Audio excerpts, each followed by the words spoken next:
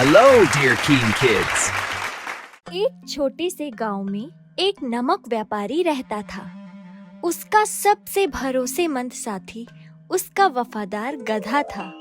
हर सुबह व्यापारी अपने गधे के पीठ पर नमक की बोरियां लादता और उन्हें बेचने के लिए निकल पड़ता। उस दिन भी वह नमक बेचने के लिए पास के गांव की ओर चल पड़े।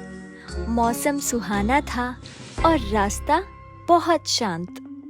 और तभी रास्ते में एक नदी पार करते समय गधे का पैर फिसल गया और वह नदी में गिर गया।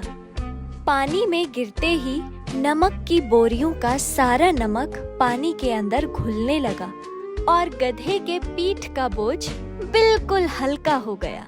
अगले दिन जब वह रोज की तरह नदी के रास्ते से होकर गुजर रहा था, तब उसे नदी देखकर कल की घटना याद आई और वह सोचने लगा कि यदि वह कल की तरह पानी में गिर जाएगा तो आज भी उसका बोझा बिल्कुल कम हो जाएगा। और इस बार गधा जानबूझकर नदी में गिर पड़ा ताकि उसका बोझा कल की तरह कम हो जाए।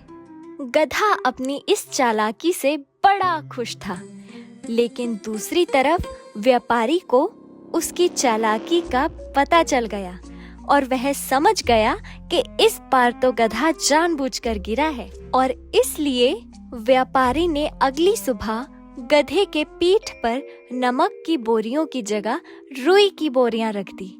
और इस बदलाव का गधे को बिल्कुल अंदाजा नहीं था। और नदी पर पहुंचते ही गधे ने दोबारा अपनी वही चाल दोहराई।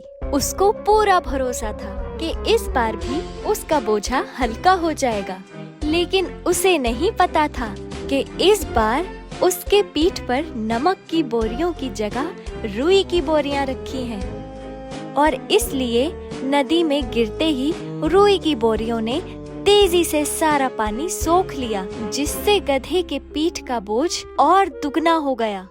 वजन दुगना हो जाने के कारण गधा ठीक से खड़ा भी नहीं हो पा रहा था और उसे धीरे धीरे अपनी गलती का एहसास होने लगा।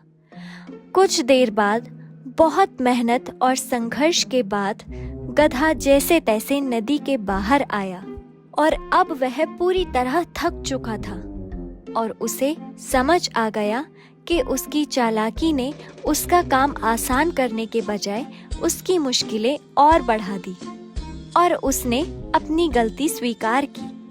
उस दिन के बाद गधा हमेशा मेहनत और पूरी ईमानदारी के साथ दोबारा काम करने लगा। इस कहानी से हमें यह सीख मिलती है कि चालाकी और बेईमानी से नहीं, बल्कि ईमानदारी और मेहनत के साथ ही सफलता प्राप्त होती है। ऐसे ही मजेदार वीडियोस देखने के लिए कीन किड्स चैनल को लाइक करें, शेयर करें और सब्सक्राइब करना ना भूलें। बाय दोस्तों।